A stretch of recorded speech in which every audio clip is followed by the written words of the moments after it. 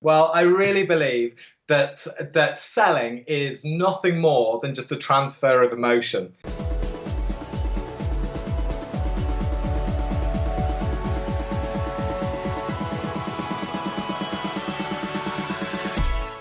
Hello, Sales Nation. I'm Will Barron, host of the Salesman podcast, and welcome to today's episode. Today's show, we have Paul Adamson. He is an entrepreneur and a keynote speaker, and he joins me on today's show to share why people only buy from others that they know, like, and trust. What's going on in their brains, the psychology behind it all, and how we can all tie it together and improve our sales skills. You can find out more about Paul over at pauladamson.com. And with that all said, let's jump into today's show.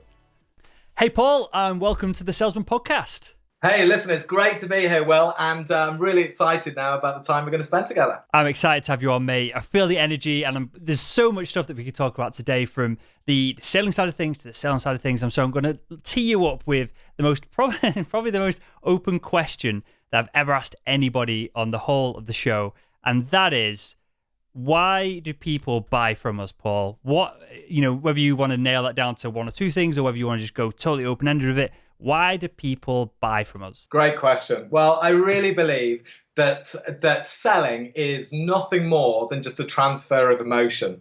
Now, what do I mean by that? I mean this, is that emotion which you're transferring is nothing more than the feeling of certainty that they're going to be making the right decision. Now, where does that come from? Well, I really believe it comes from ourselves. And that's where selling should start. It starts with you. It starts with how you set yourself up in the morning. It starts with your energy. And something that's really interesting and something I want to talk about is what I'd call engagement.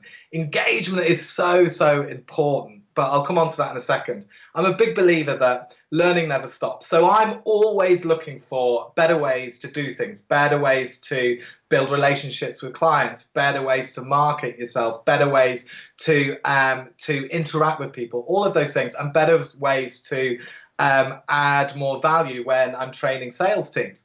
And something that's come up recently, and something that is quite an open-ended subject, but I think it's really, really important to delve into it. It's the subject of engagement. And what do I mean by that? I mean, what's your energy levels like inside? When was the last time that you really measured your internal energy? Think about this. If I was here on this show now and I was just like, hey, how's it going? Want to buy from me? Or it's like, hey guys, now listen up now. I've got some incredible tools and strategies that could really make the difference in your life. Who do you want to do business with? This guy? Or, yeah, just listen up now. Let me jump in. Let me ask you about this, because this is something that I personally struggle with. And in my background in medical device sales, you don't necessarily want to run into a theatre, operating room, kind of like hands in the air, more, and this is obviously a stereotype, but more of the stereotypical American car dealer, kind of overexcited salesperson. And I said this to you before we started recording, Paul. You have a very authentic energy. When we were chatting before we could record, you're full. You've got a big grin on your face, and you're just getting me excited, and the energy's transferring over. But I don't feel like you're putting it on. I feel like that is just you. So how do we get in this energetic state? Because I agree, this is huge, and it's something that I have not 100% nailed. If I look at some of the podcasts I record, sometimes I'm super excited and it comes across, the guest gets excited.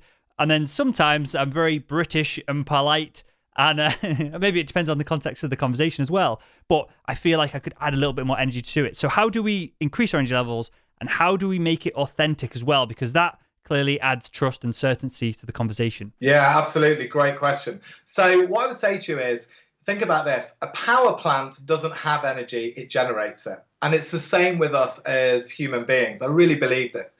Now, what generates our internal energy is our psychology. Nothing more than that. And you can go and you can do all the studies of all the different success psychology, but it really boils down to the three things that Tony Robbins teaches, which of course is focus. Focus on the great things. Focus on the great things, you'll feel great. It's as simple as that. What's wrong is always there. You can always focus on that, but that's not going to make you feel great. So focus on what's right. Second thing, watch your internal dialogue, which is your language, meaning that's the little voice in your head that tells you stuff. And we've all got two of them. We've all got what I would call the coach, which the coach is the person that'll be like, come on, Paul, you can do this, no problem. Yeah, just keep going, you'll be fine. And then we've got the critic. And the critic is the guy that's like, hey, did anybody see you just cocked up there? You know, and both got these two voices. Now, what I would say is, it's really good, Will, you brought up the difference between obviously the American kind of sales guys and us over here in Europe. In America, it's a different cultural conditioning, isn't it? It's all like, yeah, man, you failed. Great. You're on the road to success. Yeah. Whereas over here in Europe, it's like, okay, just be very cool. And you can't possibly, don't shout about being successful, Yep. whatever you do, and don't do all of that. And of course, that's important because we can be passionate, and we can be passionate in a really certain state without being overly passionate. So I could go like American, oh my God, buy my stuff, da da da. Or I could be really certain now and say, you want to think about this medical device because it could change the life of your patients. So you feel the difference there? And that's just because I've learned to manage my state. Nothing more than that. Because I know this for one fact, is that if you want to sell more, if you want to do better, if you want to get better results, it boils down to a few things. But number one is your energy. It's, think about this. We all buy from people that we like. And think about it. I'm sure you've bought something in the past where you don't even like the product or service, but you bought it because you really like the guy and you want to support him. So I'm all about being real. I'm really about less techniques and more being you, being real, being your authentic self. And why do I say that? I say that because I really believe this.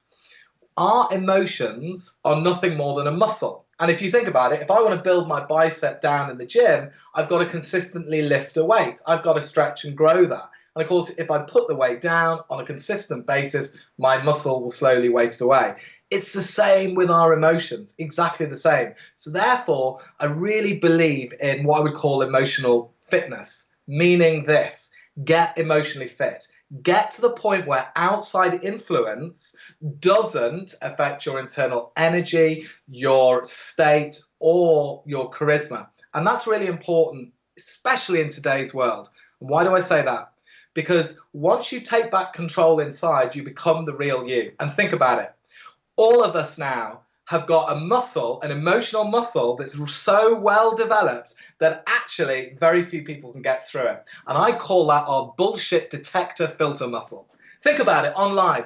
On Facebook, how many people are marketing you? Hey, click this link, get this free thing, and I'm going to make you a millionaire overnight. Bullshit. There's very few people. I've been close to the super wealthy people, and I'll tell you one thing about them. They've all put blood, sweat, and tears in to build a business. There's no other way. It comes from hard work and making a difference. So for us as great salespeople, for us to break through that bullshit filter, we've got to be real. We've got to be authentic. We've got to be transparent, and we've got to be honest. And that comes from a place of serving somebody. What do I mean by that? Let me stop you here. There's so much to go at, Paul. I don't want to gloss over any of this. And you've said a couple of things, mate, that I really want to go back over, and then we can carry on. The first thing is you mentioned that you don't use you avoid perhaps using techniques rather than getting your state in a manageable place and using what Tony Robbins talks about: focus, the coach versus the critic, and that kind of thing. I want to touch on this first, and then I want to come on to the value that you and the audience and I can add by being this, like having energy and being authentic, because I think that is something that's missed. I don't think it is just something that you have to do. I think it's something that it literally adds value to the prospect because they like dealing. And I've had this in medical device sales.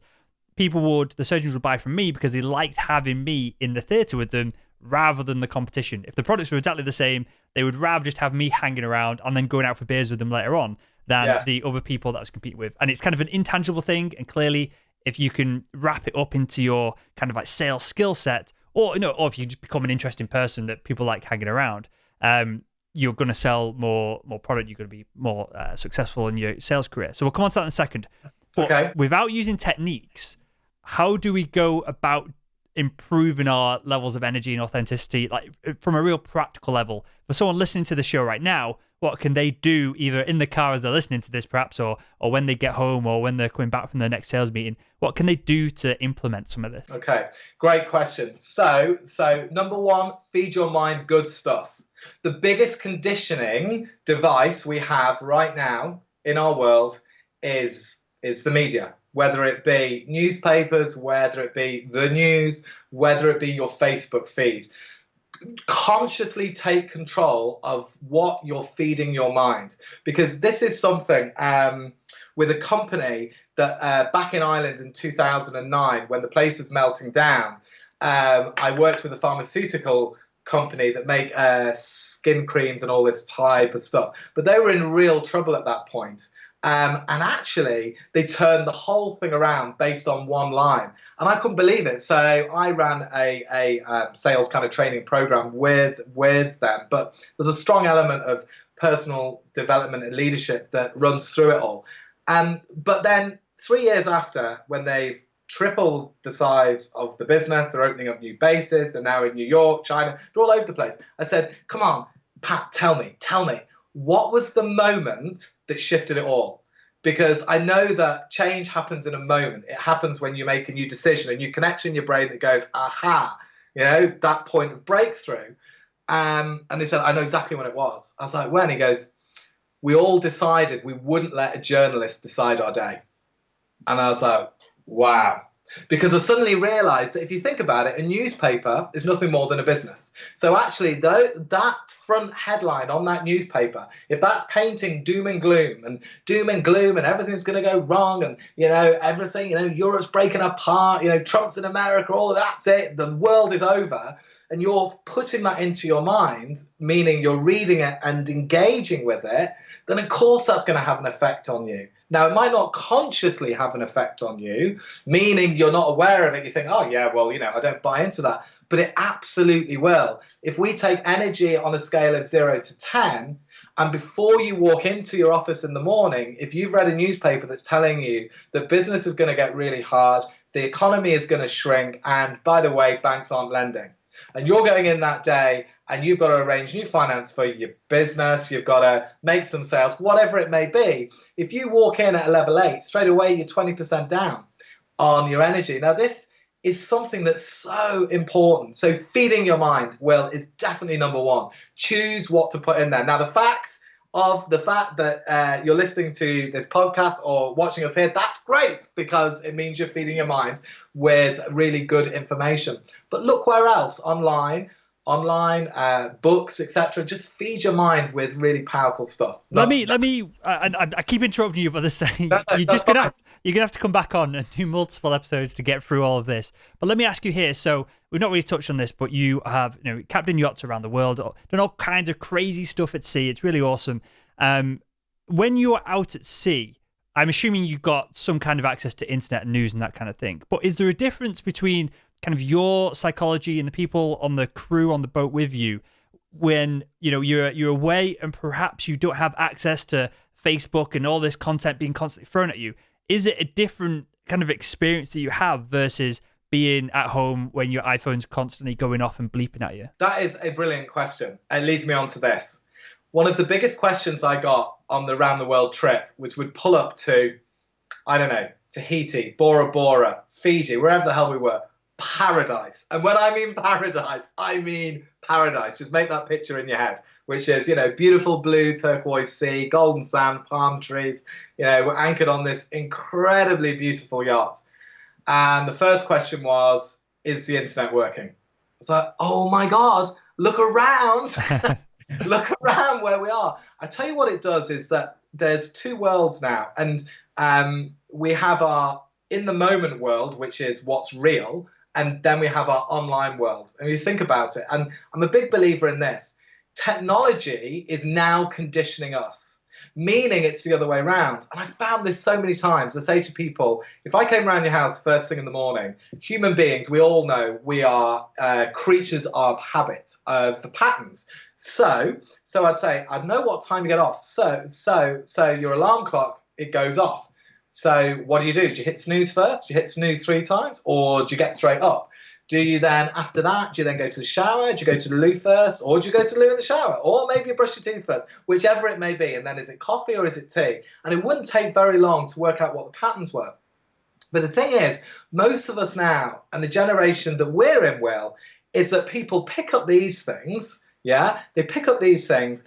First thing in the morning, they check the freaking email, or they check their Facebook feed, and you know, I've done this too, by the way. I'm no different from any of you. I've absolutely done this too.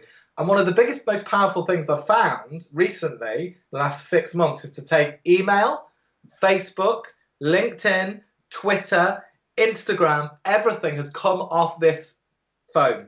Why? Because I found it is the biggest distraction and it takes me out of the moment. And that's all we've ever got, is being in the moment. And this is something that I'm really passionately believe about. That doesn't mean that you shouldn't be in touch. It doesn't mean that you shouldn't feed your mind or have an online space. What it means is, rather than me being at the mercy of somebody else's message, which is somebody else's agenda, it's not mine, Yep. That's the way that I've found to go, hey, when I get up in the morning, what am I grateful for? Now, I've got a little 13-month-year-old son. So I would love to say to you that I get up and I sit there, life's amazing. That just doesn't happen. He has conditioned me. His name is Charlie, and he has loads of energy. If you think I've got loads of energy, you want to meet my son. The point is that when I go down to his cot and he's up at 5:30 in the morning, yeah, I just appreciate being with Charlie. Yeah, I appreciate being in the moment, that interaction, as opposed to sitting there or being at the mercy of my phone. Number two that I'll do in the morning is I'll work out. And that workout, listen, you know, I then hand Charlie to Audrey and I either go down to my local gym that train me, or I go for a walk, whatever it may be. But I work out. I do something to strengthen my body. That's really important. Now, I'm not as athletically fit as I would like to be yet, but I've put that as part of my morning ritual. Why? Because when it gets really tough in the gym, like to the point where you cannot push any more weight, that sets me up for the day. That when, you know, I'm trying to make a sale and I'm getting nowhere, or things aren't happening as quick as I want to do, that doesn't affect me, because whatever happens in the gym. Now, and do you consciously tie this in, whether you're, use the example of making a cold call, because that's the cliche thing that salespeople are either really good at or they're really nervous about. Yes. Do you consciously tie that together of, you've got the phone in front of you and you're expecting a call, you've got to negotiate, whatever it is, and do you tie that together as in, I've been around the world, I've done all this, I've captained boats, I've seen all these people, you've amazing relationships with Eddie Jordan, piece of genuine celebrities that people over, and I'm sure you did as well before you spent time with him, but people like really aspire to just spend any time with. Do you then look at the phone and go, oh, this is going to be easy? Do you tie it all together consciously like that? Yeah, I do, because I realize that, it's never as bad as we think it's going to be. That is number one. If we're talking about cold calling, I don't think that any call now could be cold, meaning, well, for example, this is the first time that you and I have met kind of physically. Yeah, okay. But what I will do is, whoever I'm going to phone, I'll go and look at their digital footprint online. I'll check out their LinkedIn profile. If there's any YouTube videos, I'll go and watch them. Because like when you and I spoke for the first time, whatever it was, half an hour ago, I felt like I already knew you. I felt like, because I could hear the intonation in your voice, I could see your tonality, all of those things. And so these days it's so much easier. So if you do that, what's amazing is that when the other person picks up the phone, you feel like you already know them. And personally, I find that just dissolves any call reluctance which is inside of me. And I think that there's no excuse not to do that. It's to kind of do your preparation and do your research. But the truth is, it's never as bad as we think it's going to be. I've never heard anyone turn it.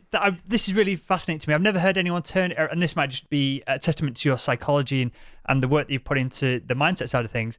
But whenever we talk about social selling and getting in front of the prospect before we make that first call, it's always about getting them to know us. Whereas you just reframe that whole thing of, if you feel like you know them, then you shouldn't be nervous about calling them. And I just wanted to go back over that because that's something new to me. Yeah, that's right. Why? Because communication is a two-way thing. It's a two-way. That's the breakthrough. Why should that, like, just think about it. If for two people to, and we all, we can use match and mirroring, pacing and leading, and all of those things, and all those things are very real and very useful in their place. But if we're coming from a state of we already know you, you already feel like a friend, we're going to turn up as a different person. And hopefully that's your authentic you. And, if we go into fear, consciously or unconsciously, we become a different person. And I really believe that the most powerful you is your authentic you. So hence, that's why I'll go online, I'll go check people out so I get to know you as opposed to the other way around. It's great that you can get to know me, of course.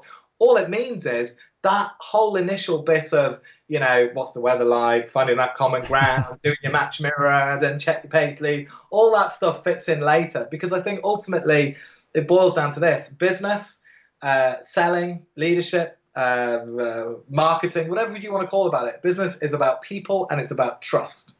And the faster that we can build trust, like genuine trust, and look after other people, and actually come from the place inside that actually I'm speaking to you because I'm really serving you, not because in my head I'm thinking, right, I've got to close this deal so I hit my target. I'm actually thinking about, okay, is this absolutely right for you? And when you come from that place, selling becomes easy.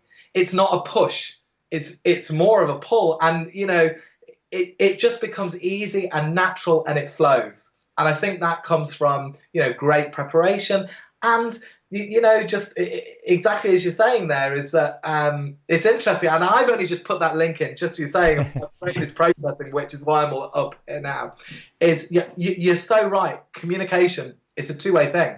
So hence, get online, watch the videos, and you can meet somebody so well online prior to speaking to them, for sure, And how has this changed sales, and how is this going to change sales moving forward? Because clearly even though how old are you? So I'm 29, so we're in this kind of like bubble of growing up with the internet pretty much. Sure. So, but we're still clearly the very beginning of all this, and there's going to be VR meetings in the next decade. There's going to be all kinds of crazy stuff that's going on. But how is this going to change moving forward, do you think? Do you think it's going to become easier to spend real time with real people that you're doing business with? Or do you think that we're just going to be bombarded with so much spam, and as you alluded to before, so much like kind of automated marketing that it's going to dilute the experience and make it that there's going to have to be another huge shift in another 10 years in sales? Well, what I would say is this. If you are authentic, if you are honest, if you are coming from the right place, you rise above what I'd call the sea of sameness. Yeah, which means that your voice becomes heard. And I think that there's a real place now for what I would call old school sales, old school business. Now, what do I mean by that? I mean this: get in front of somebody. So many people now hide behind email. Oh, I've sent them an email, I've done this. No, get in the car, drive 2 hours and meet them. Meet them face to face, give them time, because you think about it, the ultimate currency that any human being, all of us, have on the planet is our time. It's the only resource that is emptying. It's the only thing. Money comes and goes. It flows. We lose it. We make it. We do all that. That's fine. But time is constantly on the way out. So I really believe the most valuable resource that you could give to anybody is your time and your full attention and your presence. Now, you might be sitting there going, well, Paul, hang on. I have to make 50 cold calls a day. I have to do this. I have to do that. I've got 1,000 clients. How on earth? I can't go and meet them all. What I would say is remember the Pareto principle, which is what? That 80% of your business comes from 20% of your clients. So what I'm saying is get in front of the 20%, really look after them, really build a proper relationship with them. Like, I hate the word client because I don't have any clients. I have friends. And I mean that. They're genuine friends. I'm looking for a lifelong friendship as opposed to a sale, as opposed to a fast book, as opposed to, great, I'll just close you because I'll make my target. I'm looking for friends for life. And I find that in the 20%. The rest of the 80%, yes, you can do your emails. Yes, you can automate. You can do all that kind of stuff too. But find that 20% that ultimately makes the biggest difference and really serve them. And if you do that, what happens is you invoke the power of really strong referrals. So I'm very lucky in the fact that all my inbound leads, 95% of them are referrals. And that's because I build really good friendships with people and I look after them. I kind of seek to add value, real value, wherever I can. And I think that's how sales will change, because as the mass of the population moves over to automated and digital and all of that, the people that are going to stand out are the people that will make the effort to go meet somebody. And that's where you'll find the big deals. That's where you'll find the guy that you initially might dismiss, but ultimately is a huge influencer. Because it's true. I mean, like when I'm thinking, I'm just running through all my friends now as part of my network, yeah? And there's 4 of them that have supplied me huge amounts of work over the last 5, 6, 7 years, massive amounts. And whenever I feel I need a new client, I just go speak to one of them, take them out for dinner, and they're like, how you getting on, Paul? Great. They're like, actually, I've got this business over here. You go in there and sort that out. And so I'm a big believer in that. And I think that's how sales will shift, Will, We're totally on the same wavelength for this, Paul, because we talk about it all the time on the show, that the common methodology right now in 2016 going into 2017 is to just send out as many semi kind of automated emails as what you can. You're using software to just spam in bits of names or bits of data. And I feel that is what marketing does best. And it's the opposite of what sales should be doing. It's the opposite of what you can do as an individual. And of course, it depends on your role. It depends on what your sales manager wants you to do. And there's other constraints in all of this. But if you can get in front of people, clearly that's the best way to communicate. And it's the best way, and I'm going to say this very consciously, it's the best way for you to add value to another person by being present and being there with them.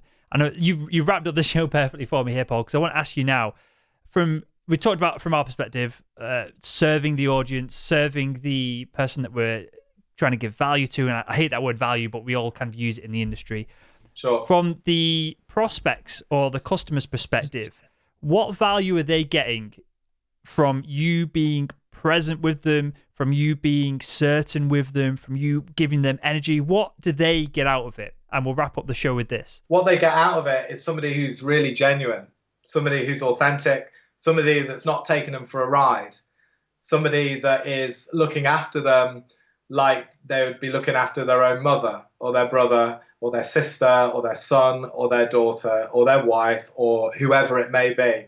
I really believe that if you become that type of sales guy or girl, you'll get the results. You'll find the way, you'll smash your target. When you really, and I know what you mean about the word add value because it's so overused, and this is what happens with words, is that the more we use them, they lose their emotional charge, But I really believe that if you're there, like from a genuine place to serve them, it becomes easy. And the value that they get is a trusted friend, an advisor, because that's, and I'm very lucky and I'm very privileged to have that now.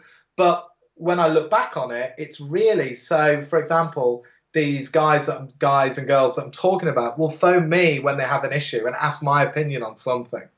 Paul, could you come in and sort this out? Would you be able to do that? Or who would you go to? So I've become like their confidant. But when I look back on it now, how have I managed to build that? Really simple. Just being in the moment, being present, and being a freaking human being. Not sitting behind a freaking iPhone or Android phone, whatever it may be, but not sitting behind any automation. Automated marketing is great, but just this whole spam, buy my stuff, that's just push. Much better to get pulled to the point that people come to you going, hey, Will, I'm really interested in putting this training in place. Who would you recommend? That, and then you'd be able to recommend the right people. That's how business works. And that's old school. That's where, and it's still, if you look at some of the world's biggest companies, that's how they run right at the top. You might not think it, but that's how they run right at the top. It's a small world and they all look after each other. Definitely. So that's what the customer gets. And Process. I'm really interested in your psychology and the language that you used here, because you said what I was hoping and expecting you to say, and you said essentially that you become a trusted advisor, whereas which is a positive way to frame it, and I was framing it in my head as I asked the question of you would be also at the same point doing the same job, but I would have framed it as you're reducing risk for the person that you're dealing with, and that's the value that you're giving them. So I'm just intrigued here. If you were speaking to, or if you were doing a talk, perhaps, or if you were hosting a podcast, would you always use the positive framing of a scenario like that to communicate that with an audience or with another individual that you wanted to, mildly influence, if we can use that term? Or is it good to go between positive and negative framings of things, or is it always best to stay positive? What I would say is this: is that if we, rewind right back to what drives all human motivation, and I'm sure all your listeners will be fully aware of this. It's moving away from pain towards pleasure. Pain has more impact on a person. Why? Because ultimately it was there for survival. It's that if this is going to be painful, keep more, and the ultimate pain is death, right? So you need stick and carrot. What I would say is, if you think about it, who do you call when life is breaking down around you, or your business isn't going the way you want it to go, or you've got tough times? You call somebody. We all do it. I'm picturing the person I call right now. Why do I call that particular person? I call them because they changed my state. Because what happens is I speak to them, they've just got a way of saying things, and I come out and I go, it's not that bad. They get me to the pleasure side. So that's what I would say is that, like, positive is really, really important. And it's not positive thinking as in sitting in, and this is Tony Robbins's analogy. It's not sitting in your garden full of weeds going, there's no weeds in my garden, no weeds in my garden, no weeds in my garden. There's freaking weeds, right? What I'm saying is let's go find them and rip them out. So pain is really useful. Of course it is, because, opening somebody's pain and somebody's hurt is useful, because then you heal that with your product or your service. But the most important thing, and I've heard some of your guests on some of the previous podcasts that I've listened to have said, and it's so true, it's the intent behind all of this. What's the intent? What are you doing all this for? Why did you get up in the morning? What's the reason? And if you're working in a business or you have a company that you don't really believe in, what I'd say to you is get out and go and find a vision that you really truly believe in. I know, Will, that you have watched a bit of Simon Sinek's stuff, which is brilliant, right? Which is all about the why. Is you don't necessarily have to know your own why, but go and find a company that you really believe in and share that vision.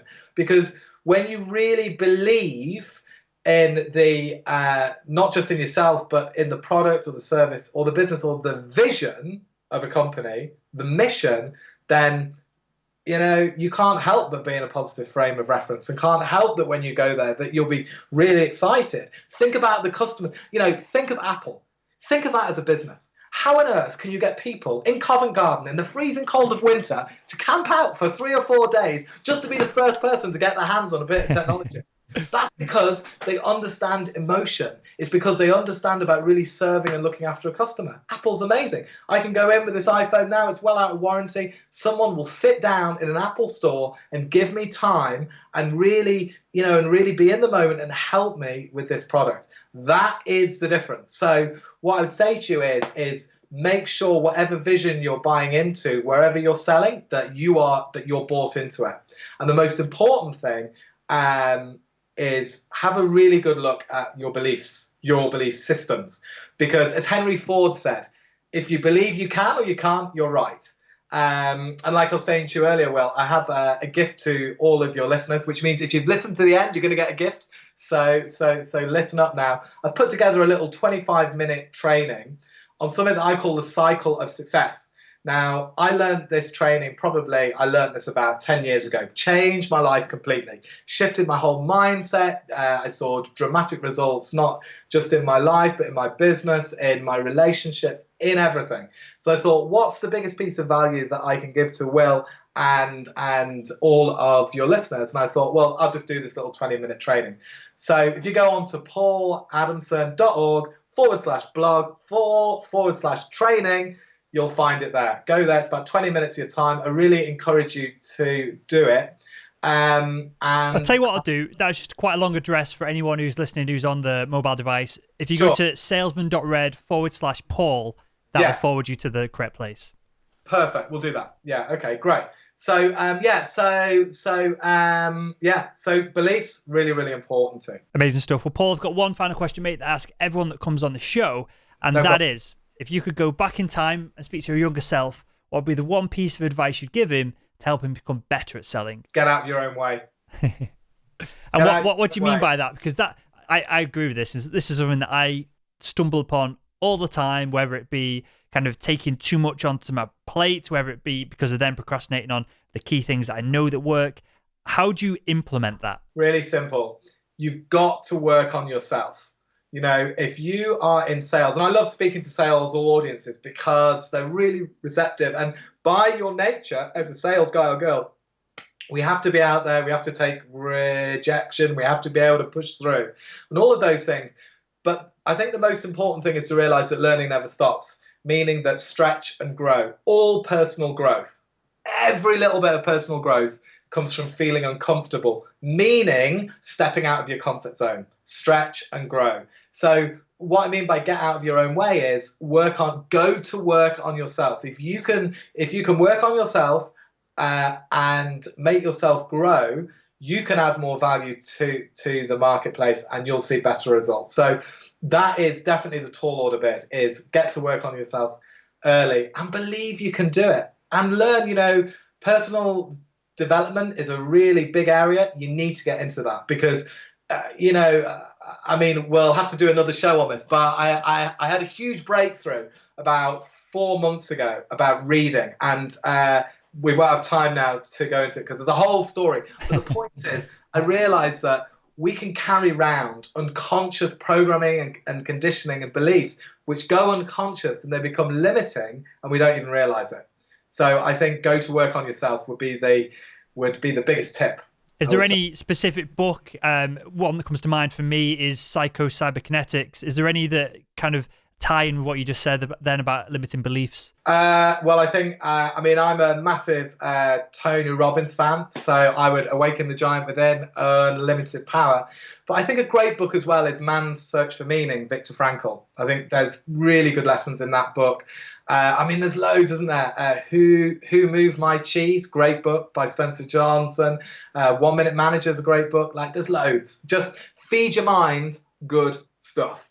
Put good shit in, man. That's the key. Put good stuff in this computer, as opposed to somebody else's agenda, somebody that has learned to interrupt your pattern and go, hey, listen, would you like to make £1 million?